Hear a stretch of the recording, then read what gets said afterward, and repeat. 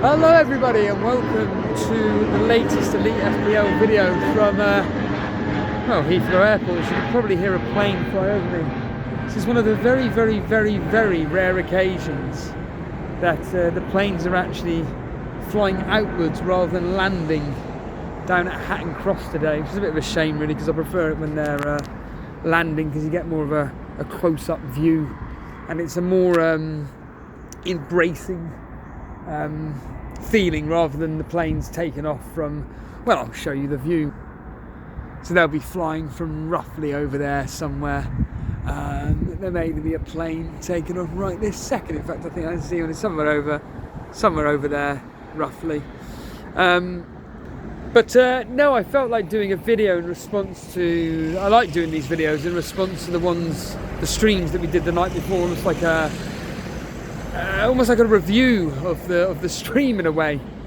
But something I did take away from it is the whole conversation about going no Haaland, and it would appear that I am probably doing some basic maths after this week's European football. I am actually seriously thinking of going without Haaland. I've worked out that over the next 4 weeks, I am expecting that Haaland will only get a couple of double-digit hauls, whereas with the likes of Salah, Saka, Mitoma, I'm going to get more out of them. I've been looking at the various combinations. Something Warfare was talking about regarding combinations, and I'm just going to go for a walk, to hell with it, because it's pretty dire view, isn't it? Yeah, we're looking at combinations regarding what players you can get in instead of having the likes of Haaland. You can get in Watkins and Darwin, or in my case Saka, Mitoma and Watkins. And I was looking at it, I was thinking, how often will a player like Saka get a double-digit haul? Well, across the next 4, I've personally gone with two double-digit hauls. One of them's a bit of a possibility, for argument's sake, against Sheffield United. I'm not really that confident, but based on averages where Saka seems to get a double-digit haul every bloody week at home, I went with 9 points. But like I say, that could turn to 10. But certainly against Burnley, the Burnley game could be the one, along with Martinelli, where I think to myself, Jesus, they could tear us apart. And to be honest with you, by that Burnley game, I'm actually thinking of doubling up with Arsenal. Again, looking at the European fixtures, how Arsenal perform, how Man City perform, etc. But certainly with the likes of Haaland, who at the moment is just performing like your average striker really, where, oh goodness, that is one big motherfucking plane coming over. Yeah, Haaland's just averaging, as we know, a goal a game. And look at that. That doesn't do her justice how big that plane is. That plane is massive. Try and I don't know if you get me in shot or not with that. That plane is huge. The sound is beautiful. Absolutely phenomenal. Yeah, again, as always, the camera doesn't do it justice how big these planes are. But yeah, Haaland, from my personal point of view, is an individual who, I don't know, for the returns he's bringing in and the whole thing of fear of missing out. I'll be honest, I don't fear of missing out anymore with him. It just seems that it's not just Haaland, it's Man City. And when I go through my fixture tracker and certainly looking at the teams that I want to target, and if people are like wildcarding for argument's sake, I go, well, yeah, you want to be looking at Man City, but there's only one player I'd be having in my team, and that's Alvarez. Well, I've already got him. Haaland because of the fear of missing out, but that's about it. You going to go with any of their midfielders? No, because one week, if it's not Doku, it's Silva, and if it's not Silva, it's Foden. If it's not Foden, it's Rodri, and it just goes on and on and on. And defensive-wise, well, we all know they're absolutely terrible. You don't have Arsenal. Arsenal, I think you need to have a minimum of 2. You're looking at a defensive player, the likes of Ben White, Gabriel, Saliba, and then of course up front you can have someone like Martinelli, Saka. I'm stating the obvious there, so you'd probably go with 2 there. You then have Aston Villa, and of course with Aston Villa, oh, look at the size of that motherfucker there. Again, this is doing no justice how big this is. That is ginormous. Oh my goodness.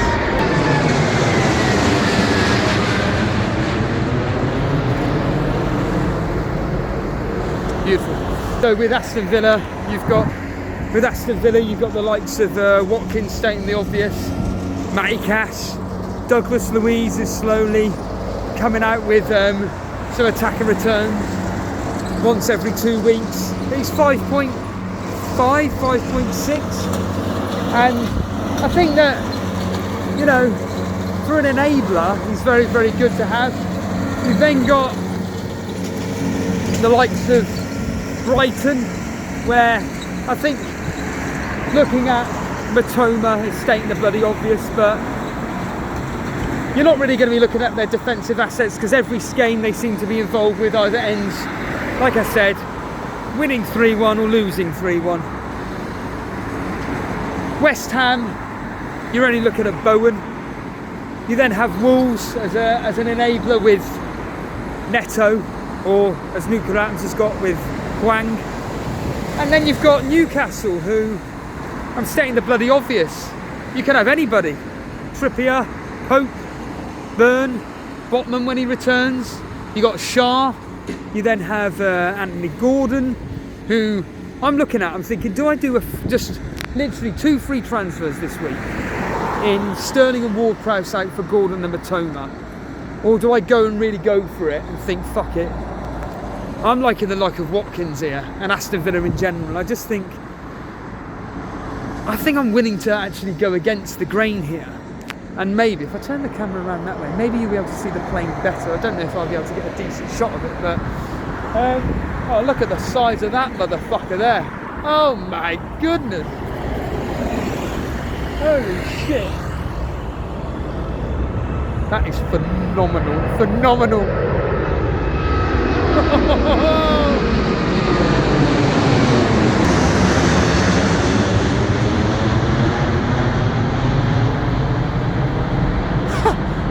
Fucking hell, man. Again. Oh, look at the turn. Nearly as good as Watkins turning.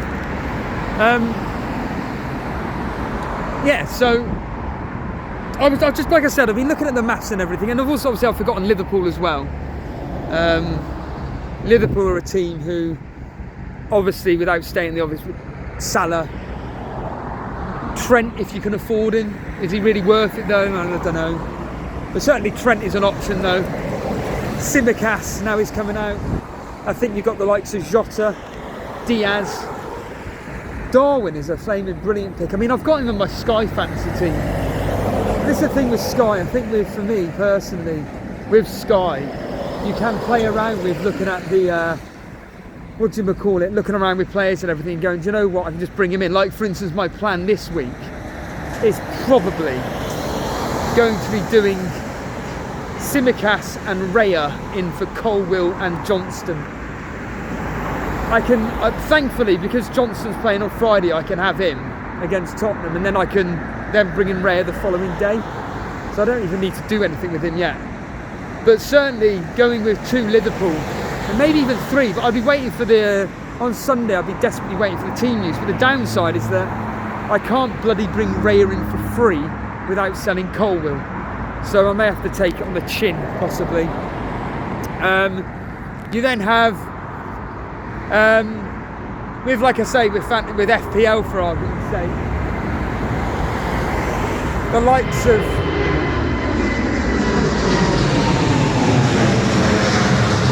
the likes of, you can only really triple up, well, you literally only triple up with these particular individuals. And certainly I don't think there's many teams other than maybe Aston Villa, Newcastle, Liverpool at a push and Arsenal at a push that you want to be tripling up with. Most you're going to be doubling up with. And this is why for me I want to be like with City. There's just, I don't know, I know I'm speaking absolute nonsense. I know that, look, I don't watch much football per se, and I'm not like an authoritarian figure. There's a big word for you, even if that word even exists. Probably doesn't even exist, but certainly I don't know, just City seem to be going through the motions at the moment, and I don't think that I'm really that interested in them. And I think going with that, so essentially I've got two options from my personal point of view. It's either one, I go with the 2 free transfers, which are just Sterling and Ward. It's always going to be Sterling and Ward-Prowse, always the same. Sterling and Ward-Prowse out for Matoma for definite, and Gordon, or instead of Gordon it would be Diaby. But I reiterate this point, I'm not really that desperate for Diaby, to be honest with you. It's not really a desperate situation to bring him in. Like I say, he looks so good, but is he one of those players which he looks brilliant but he just doesn't return what you're wanting from him? He never looked like returning yesterday. Yes, there were, like I said last night when I watched the game, you know, there are moments in which you think, well, if someone had got on the end of his cross or something, or end of the deflective shot, he'd have been all right. But he came away with nothing, even though he performed really, really well. And like I say, I think Watkins is pretty much the only one you want to be looking at. You then have, like I say, with Saka, I've got then that Arsenal coverage. With Brighton, I've got that Brighton coverage. Instead of having a player in, like I say, keep calling him Craig Gordon, Anthony Gordon, who, yeah, he seems to be performing very well for Newcastle, but to be honest, they're not easy fixtures. Wolves and, in fact, I know Arsenal isn't, but Wolves and Arsenal are not easy fixtures. And like, without going over and over it, but the mathematics suggests to me that over the next 4 game weeks, and again, depending on other transfers I do, I think this -4 may do something. I mean, yeah, all right, Haaland's got Bournemouth, and that Haaland game is really, really, well, Man City game against Bournemouth is really scary. As Jennifer says in the office, this is scary, Steve. Not going with Haaland against Bournemouth is pretty mad. But there's Salah away at Luton. Salah away at Luton could be really, really profitable. And Alvarez, of course, I've got the coverage with Alvarez, and actually, as Triggerlip says today on his funny video that he did, look, Alvarez is actually keeping up with Haaland at the moment. He's what, 6 or 7 points down? But really, if you've got someone like Alvarez that's feeding Haaland, or even more specifically, Haaland is the one that's ironically creating that space or being the diversion for Alvarez. Maybe Alvarez is more profitable. I mean, we had Natasha commenting on the video yesterday about the fact that she got rid of Haaland game week 3 or whatever it was, and nothing's happened to her. Nothing's... In fact, she's climbed the ranks without Haaland because she's been able to captain Salah. And then you've got people like Blonde who, again, like, yeah, I can make my case about, or Jason can make his case about why going without Haaland is madness, but they've proven us wrong. There's no messing about here. They've proven us wrong, and to be honest with you, this is, I wouldn't say it's quite egg on our faces yet, but certainly I think over the next maybe 3 to 4 game weeks, if Haaland is still just producing a goal a game, maybe at most a goal and assist, but he's not returning those 2 goals a game average like he was last season, or those double-digit hauls that he was returning last season. I'm wanting to just fucking do it. Like I say, I've got nothing to lose. And in fact, it kind of links us into that whole discussion that Gary B brought up with us last night, and the whole thing about the fact that how mental health and fantasy football and the whole thing about how much it affects people and our psyche and what it does to us. I mean, look, when it comes to doing I'll be honest, when it comes to doing nighttime streams, I find it very difficult to speak quite loudly and openly, because again, I've got, number one, consideration to my housemates. I don't really be talking at a very loud voice. I mean, even now, like I'm talking, like, to put in perspective, this is how loud I would talk on the stream last night. So yeah, I would be thinking about bringing in Watkins last night, and I think that I would also consider bringing in Saka. You can't hear me. If I talk like this, it's loud. But the thing is, it's loud. And when you're in a house share circumstance, I don't want to be a hypocrite and say, well, hold on a minute, you're loud, can you shut up, basically? And they do as I ask. But then I'm the one that's loud. It ain't going to be happening. So if I was like in a situation like Jason, where I've got my own separate space, then I could happily add more. Well, not that I'm not wanting to add more to the conversation, but it's more the fact that I can't express myself as much. And sometimes why I do find doing the solo videos personally a lot easier, because I find with the solo videos, they're so much more easier to, like I said, be able to express myself in a way in which, listen to that engine.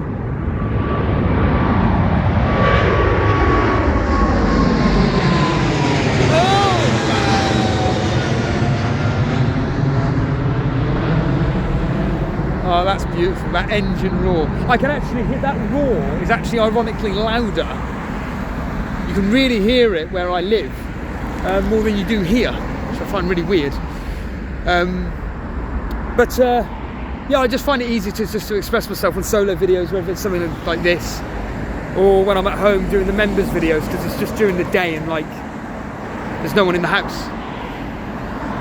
But going on what the mental health chat with Gary, it's quite interesting knowing that he's like, his job is a psychologist, and like I can joke about the fact that, well, you've clearly diagnosed the fact that I'm completely gone, but you know, I find like with a lot of things to do with psychology, it's delving into why individuals act the way they do and stuff, like what Gary's doing with this experiment or this paper he's doing regarding mental health and FPL. And I reiterate this point. I think that with any competitive game, whether it is fantasy football, whether it is Call of Duty, whether it is any other form of competitive fixture, as I just quickly, as a truck just about to drive past, it's typical, isn't it? Just as a big plane's about to fly over, let's spin. Oh, look at the turning on that!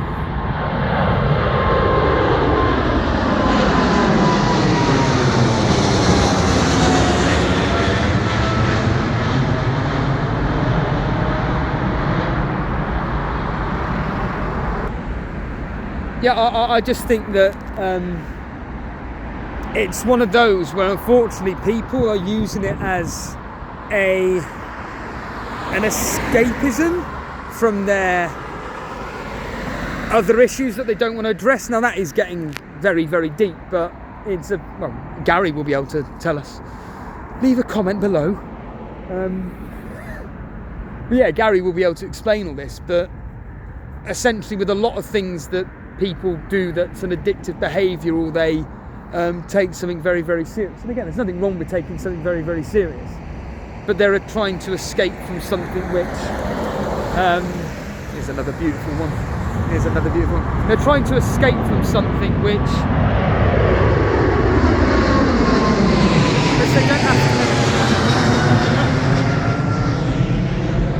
to. They're trying to escape from something which they don't want to address. And maybe it's the same for a lot of people with fantasy football. I mean, I'm not being funny, but like, you just have to go on Twitter and see some of the individuals which they're gone, and it's horrible to say it, and there's people that are or were part of the elite FPL community, and you can sadly see the demise in their mental health, because they're just, rather than addressing that actual genuine issue of illness, they're kind of using FPL as an escape. But then that kind of ironically, that then plays more on their mental health, and it just goes on and on and on. And yeah, like I said to Jason last night, like, yeah, I can get pissed off with certain things that happen, but there's a reason for it. And the reason is because I'm in a competitive rivalry with my co-host and Jason for the past 5 years. I'm always competitive with things, you know, whether it is, like I say, Call of Duty or whatever. And yeah, you could also argue that this is a kind of release or whatever, but for me, you know, getting too deep bogged down with fantasy football and letting it affect your life in a genuinely negative way, like Jason said, you know, you got people that take it out on their loved ones, or they don't want to speak to their loved ones, or, you know, whoever, because they've had a bad game week, and it's just sad.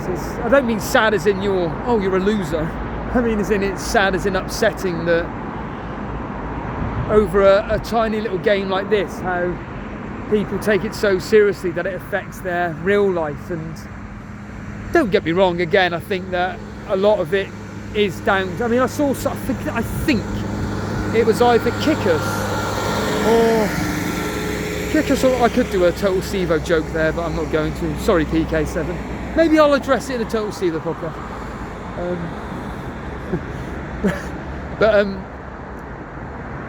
Yeah, I think it was either Andre or Kickers were talking about, you know, things like social media have a lot to do with it. And yes, there is no denying that fact that if you are playing a game and then you also use social media to watch or consume about that particular hobby, unfortunately, it's going to just compound the misery. That's an unusual plane, it's red.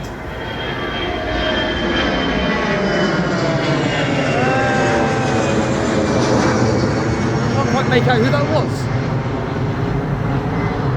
White red plane. Maybe that was Liverpool's. No, they've been Liverpool, wouldn't they, you idiot? You're an idiot!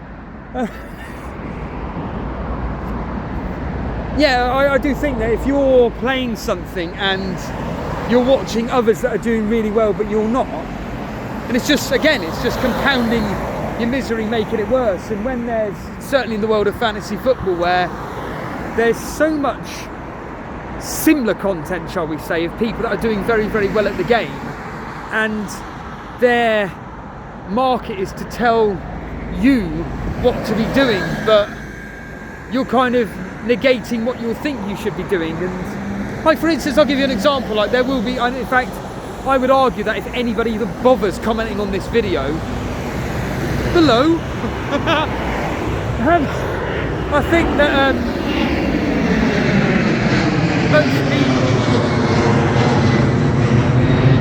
most people will say you're an idiot for getting rid of Haaland. I saw it last night when we were doing the live stream, and I mentioned the fact that I'm seriously considering doing this Watkins in for Haaland, and I think, whoops, it's a bloody hole.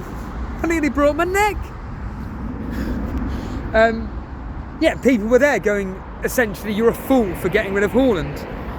Well, again, I go back to it, the people that have got rid of Haaland are doing very well. In fact, someone in Triggerlips's main mini league that he takes seriously, one of the a woman, she's not had a single Man City asset in her team all season. Guess where she is? 90,000th. 90,000th in the world. Oh, that's a big plane coming. And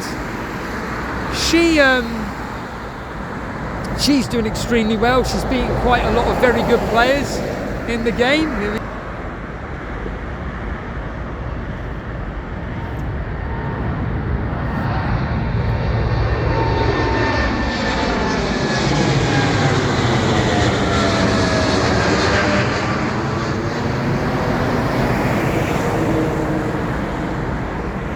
yes, he's beaten loads of very, very good players, and I think that because we all get consumed by a lot of content creators that have either A, got a very good history regarding fantasy football, or B, they've got a reputation of just doing well, or C, it's because they got loads of subscribers, that you just think that they're doing really, really, they should know all the answers, when in reality you should be the one that's just picking your own team. It's like the same with Sky. It's when Matty was not necessarily going to go at me, but like inadvertently kind of like saying, I don't think you're going to win Sky because X, Y and Z are much better players than you. And so it's like, well, yeah. Again, I fully appreciate the comment. As it stands right now, I'm clearly doing something. Whatever it is I'm doing in Sky, I'm clearly doing something which is working. And for me to be, what was it, 8 points off top spot in the Burnley League, you know, I'm assuming the ones above me are going to be captaining Son or Maddison. I'm going Poro. So I just think that there's a more higher chance of clean sheet, a low scoring game, and there's a small possibility that Poro could get some additional bonus points through whatever means that he gets them through.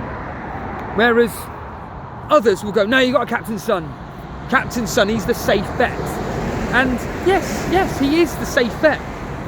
I just don't think that Fulham are going to get an absolute annihilation where Son's going to get a massive double-digit haul and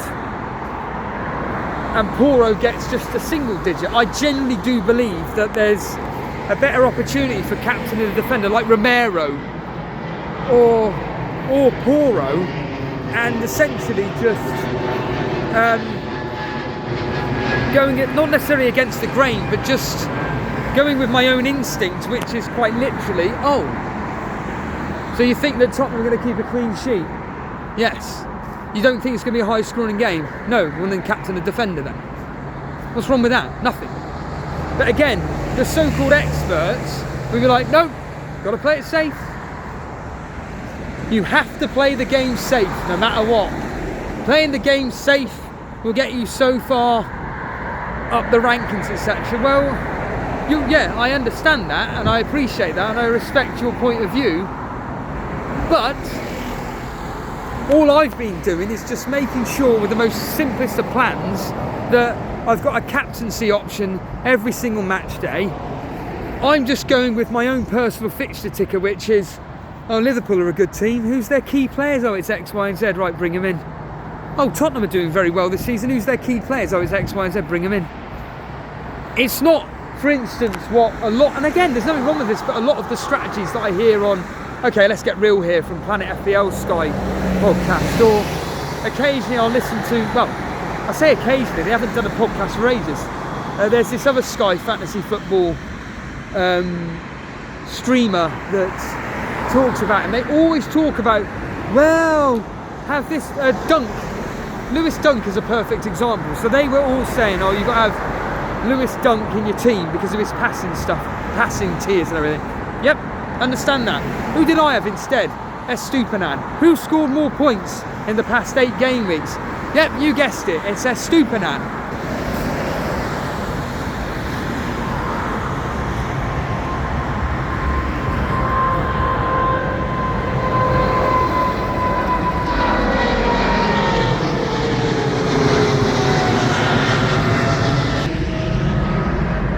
Now, people say, but you should have gone with Lewis Dunk now. Well, I got rid of Estupinan weeks ago. And who did I bring in instead? Trippier. And this is what these people say. I'm not having a go at them, but it's like, you can't be having Trippier because he doesn't do pass shot tiers and he's done this, that and the other. Who's the highest scoring Newcastle defender? Well done, it's Trippier. And like I say, because I don't engross myself with Sky content / so I don't really take it that seriously. I think I'm just appreciating it more, and I think that if we all took that attitude within FPL, let's not mess about here, I think a lot of us would be doing a lot, or not necessarily a lot better, but certainly probably would be enjoying it a lot more and not having to worry about what I was doing. Like if you're just like, I was thinking about this, what Jason was saying last night when he saw a screenshot from a Facebook memory from 2016, wasn't it? And he was talking about the players that he had and the whole thing of like this is when I was kind of really enjoying it and stuff. And yeah, it's true. We were just playing it as a bunch of mates in the Torbay Elite Mini League, where the only people that were talking about it was me and me only, and I was just uploading posts on Facebook and just essentially talking about what I think about each game week.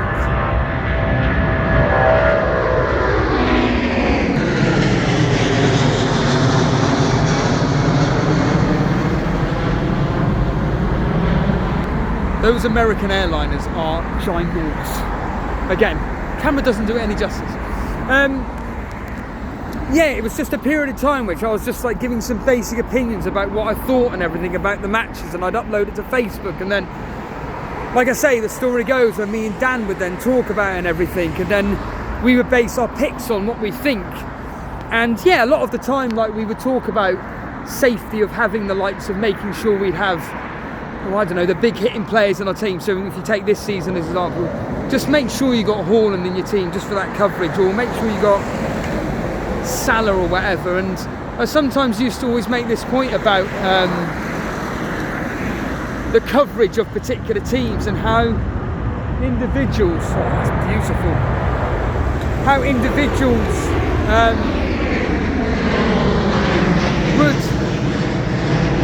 would be able to cover off certain players and everything. And I think that certainly the way my thought process at the moment, I've got the camera there now, I've got it in shot.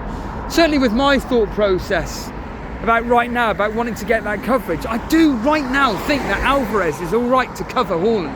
Again, I reiterate, I know there's going to be somebody going, yeah, but what if this happens? What if that happens? Yeah, I know. Again, I will openly admit that I have got the old FOMO regarding that. But they haven't done anything to show that's going to happen yet. And I'm willing to take that small little risk of me being able to not have to worry about not owning Haaland for the for at least the next few game weeks, certainly.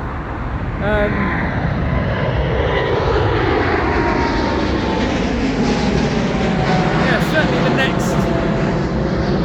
the next few game weeks where they have got a tough fixture. I mean, Man United, all right, yeah, Jason thinks they're going to get battered.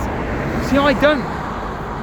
I truly think that if, all right, let's just say for argument's sake, Man City this season so far were washing teams aside and they were scoring like an average of 3 goals, 4 goals a game or whatever, I'd be thinking, yeah, Jason's got a point here. They're going to annihilate Man United. They're not.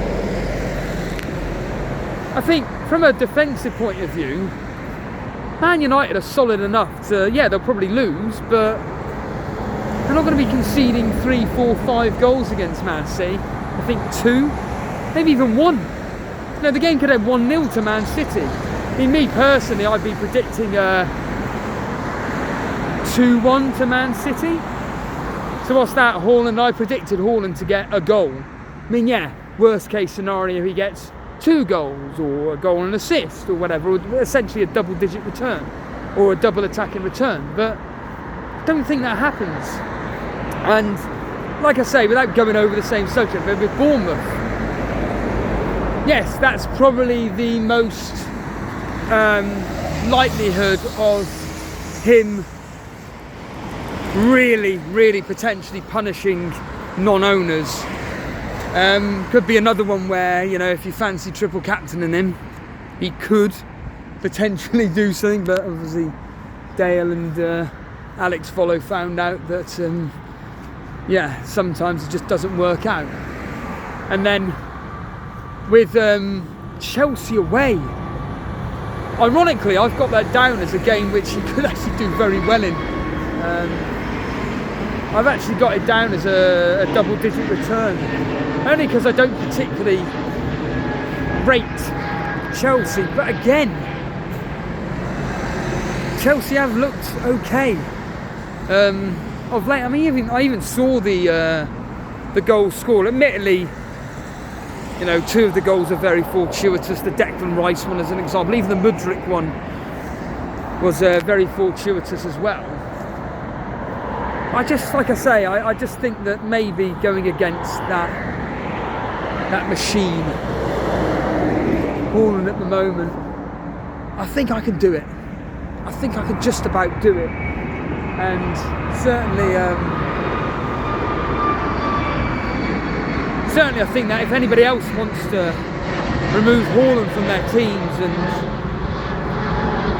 essentially just think to hell with it, I really don't think that he's worth the money, and I think that other players can not match him, but certainly other players I can bring in can do better than the ones I've already got.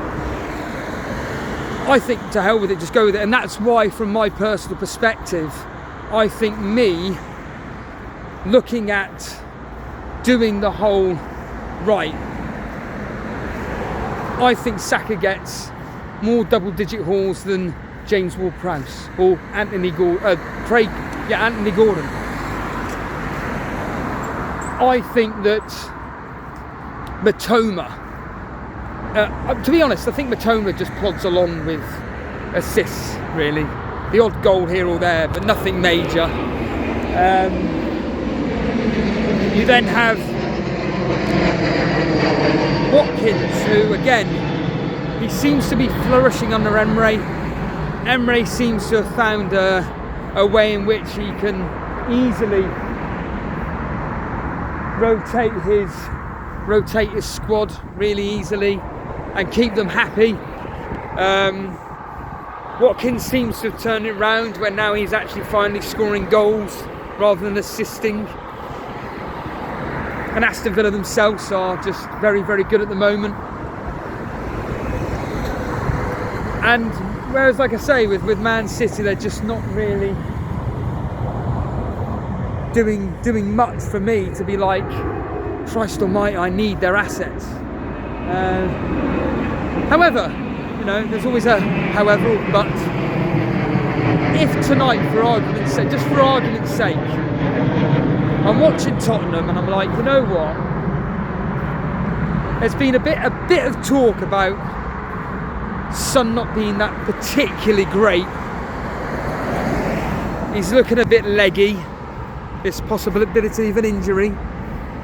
You've then got, you know, the small possibility of, it's like, from my point of view, where it's like, actually, maybe I could do a -4 where it's getting rid of the likes of Son, Sterling and James Ward-Prowse and still keeping Haaland, getting rid of Archer, and then I could do a 3-4-3 and still have Watkins. I'd have Alvarez, Watkins and Haaland,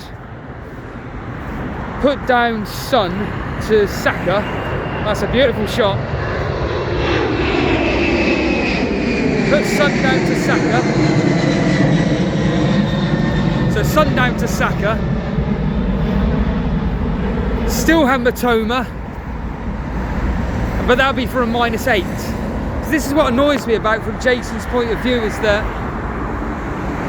every single player he seems to fucking bring in is always price rising. Even when they don't do anything, there's Højlund as an example, Rasmus, price rise. He's had a double price rise. He's now like 0.2, 0.3 more expensive, even though he's done fuck all. But don't worry, Jason's got the price rise, he's got the money. Jared Bowen. Alright, fair play to Jason for having Jared Bowen. I was the fool not to go with him, I will openly admit that. Doing well for me in Sky though. Done alright for me there. And yeah, obviously Tsimikas going, well, he got him for 4.5, didn't he, last night? But yeah, it's like I say, it's an interesting conversation. I know people just jump on this and say, oh, like without wanting to repeat myself, you cannot sell Haaland. And I reiterate, we go back to Gary, don't we, with the psychology of fantasy football managers and how they tell you what to do and stuff, and you're not allowed to do this, you're not allowed to do that. And why? It's an ongoing debate which we'll never get an answer to. It's the same with, like I say, you can even apply this. Fucking hell, it's just 40 minutes. You could apply this to other hobbies. I keep saying fitness is a prime example, or whatever. So many people have so many different thought processes as to what's good that you should be doing in fitness and stuff, whatever. The reality is that so long as it's working for you, happy days. That's all that matters. So long as it's working for you, carry on doing what you're doing. Because as I go on about, there's too much information in the fitness world which confuses everybody. The same as Call of Duty as well. Because I sometimes occasionally look at like the live chats from streamers that do Call of Duty, and I think you occasionally see, like, well, I say occasionally, you see it quite regularly, like the whole thing about why aren't you using this weapon setup, why aren't you doing that, if you do this you should do that and stuff, and like the guy's just like, yeah, but I just like this gun setup, I just think it's more suits my playing style. Exactly. And that's exactly what it should be like in the world of fantasy football. Hopefully I'll be able to go out with a shot of the plane flying over. That's what I'm kind of dragging this video out for. But there doesn't seem to be. And in fact, it's a shame that Big Jet TV isn't here. I could have given them fans. Could have given them a wave. In fact, as that plane is about to take off, is over there. So as you can see, there's going to be a plane in the distance. Brilliant. Oh, here we go. It's coming in now. There's a small one. You can tell the ones that are big, the big fuckers, because they've got like about 50 lights on them, 50 headlights on them. But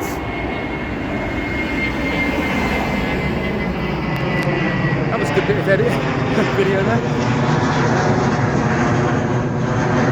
No, I don't know what to talk about anymore. I'm going to get out of here.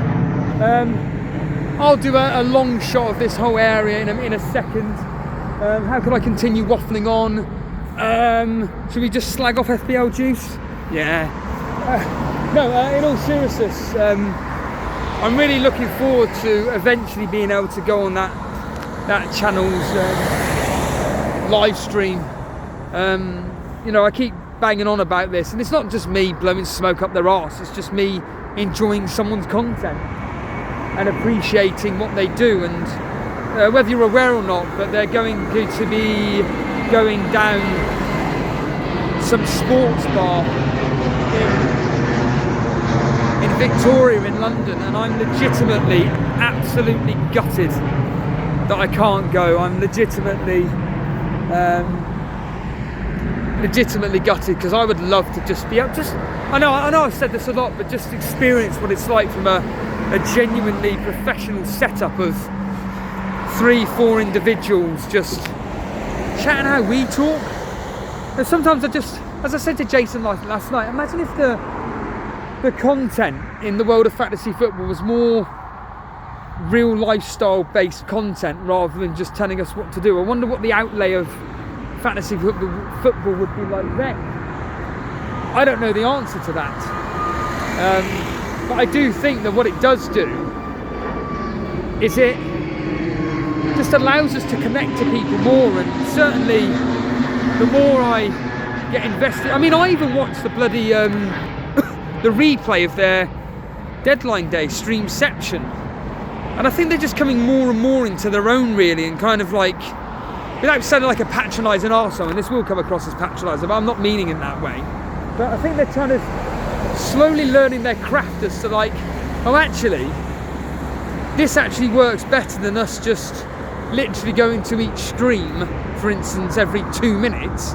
Actually, we can have a conversation between the 3 or 4 of us and just give an opinion from our own point of view. And yes, it is interesting, like occasionally going to the other streams and everything, but really I find it and obviously I'd like to think that the audience find it more as well interesting when it's just them speaking. And it's, like I say, it's very similar with our channel. I mean, we had, I'm not going to name them out of embarrassment, but a regular contributor that vanished off the face of the planet, sadly, from Elite FPL. I mean, you can see the comment if you want, you can see who it was. But they put a comment on one of our streams.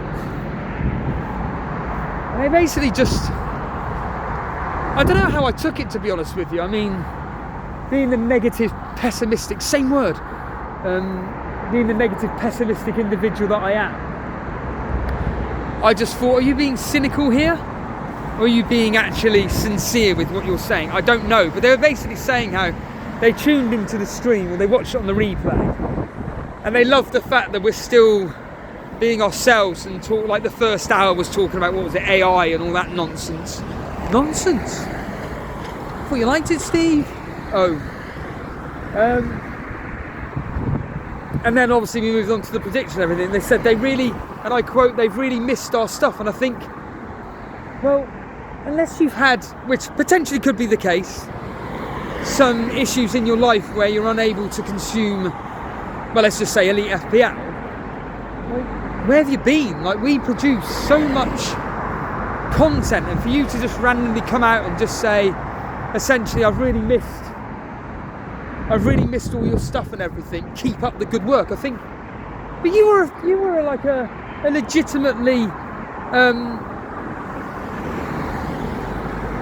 original member of Elite FPL and everything, and then you're coming out like 6-7 months later and saying, like, keep up the good work.